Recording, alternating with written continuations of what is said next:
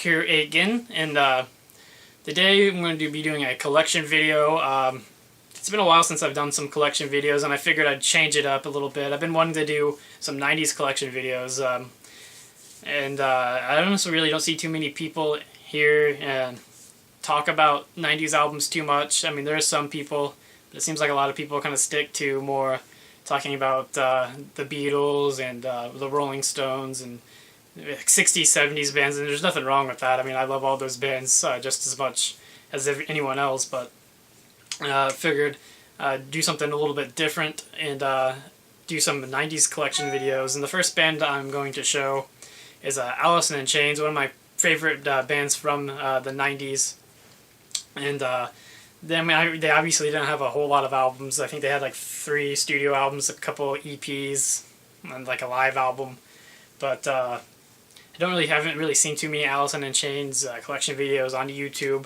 I think there's a couple. I think I've seen maybe 1 or 2.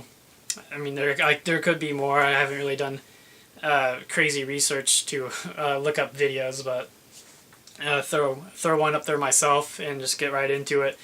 Start showing off the albums that I own. I don't own all of them.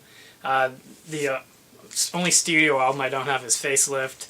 It's never been reissued. I don't know why. It's kind of odd. It's probably one of my favorite, like most people, it's probably one of their favorite Alice in Chains albums, but I've only came across it once on vinyl, and it was $150, so I got the time I just gonna drop $150 on an album. Honestly, there's probably not gonna ever be a time where I could just easily drop $150 on one album, but definitely wasn't able to pick that one up. But showing off the albums that I do have, the first one is Alice in Chains' Dirt. This particular copy that I have is a Brazil copy from 1992, so as closest to an original as I could. I mean, it's an original Brazil copy. Just a great album. I mean, this is an essential 90s album to own. If you're a fan of 90s music and you like Alice in Chains, everyone's probably heard this one. So many great songs on here. Them Bones, Damn That River, Down in a Hole, Sick Man, Rooster, which is probably one of my personal favorite Alice in Chains songs. Junkhead, Dirt, Hate to Fill, Angry Chair, Wood. I mean, every song on here is just really good. It's a great album by Alice in Chains. The next one I'm going to show is a 2 EP set, and the first one is Sap, Alice in Chains Sap. This one came out in 1992. I think it came out 91, 92. I think 91. I think it came out after Facelift. And it's Jars of Flies, and this one came out with after Dirt. And this is just a 2 LP set. And then this is an original 1994 2 LP set. The first album is Jars of Flies, and then the second one, and just on side 3, is just Sap. Just both really good EPs. So a lot of really good songs as a gatefold. The gatefold is just the back covers of the respective albums. I really enjoy Sap. It's just a really good EP. A couple really cool musicians play on Sap with Alice in Chains. Anne from Heart plays, Anne Wilson from Heart plays on Sap, and Chris Cornell from Soundgarden and Mark Arm from Mudhoney also play on a track on here as well. So really cool. And the cool thing about this one is since there's nothing pressed on the 4th side, instead of just leaving it totally blank, they had a laser etching putting Alice in Chains on the back. Looks really, really cool. I always thought that looked really cool. And this one also, Dirt and this one has been reissued on music on vinyl.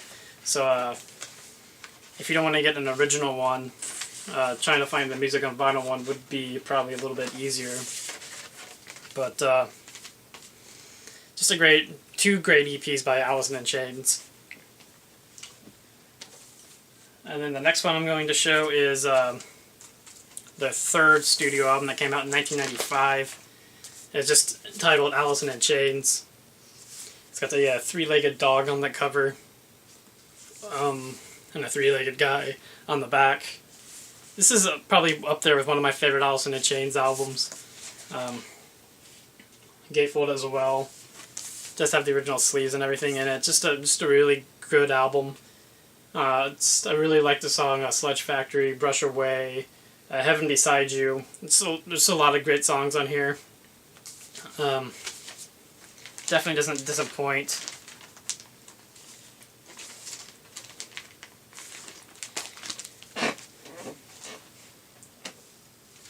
And the last actual Alice in Chains album that I have is the music on vinyl version of their MTV Unplugged set that was recorded in 1996.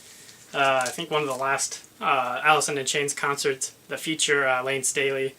But it's just a really great performance by them. Really one of my favorite MTV Unplugged sets. It's right up there with the Nirvana and the Pearl Jam ones, but it's a really cool acoustic set that they put on. It's just an awesome performance.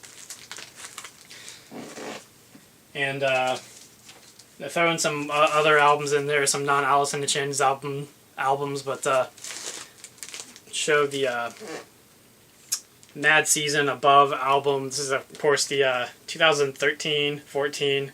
I think it came out in 2013. All the years kind of blur together anymore, but of course, Lane Staley, the vocals on Mad Season, their one and only album with him. But it's a really cool album. It has a lot of great musicians in Mad Season. Mike McGready from Pearl Jam, Mark Lannigan from Screaming Trees does a couple of vocals on some tracks on here. But just a really cool album. And so this particular copy, not too tough to find as well as if it was just recently reissued. And the last album I'm going to show, which I honestly kind of count this one as an Alice in Chains album unofficially, but it's Jerry Cantrell's first solo album, Bogie Depot. There's a lot of the guys from Alice in Chains that actually play with Jerry Cantrell on this album. Just a really good album by Jerry Cantrell, though. This is an original 1998 copy. But that is all the Alice in Chains albums and Alice in Chains related albums that I have right now. Hopefully in the future we'll be able to pick up some more, though, and maybe make another video. But do want to try to do some more 90s collection videos, show some Smashing Pumpkins, Pearl Jam, Nirvana, and that's it for right now, though. Thanks again, guys, for watching.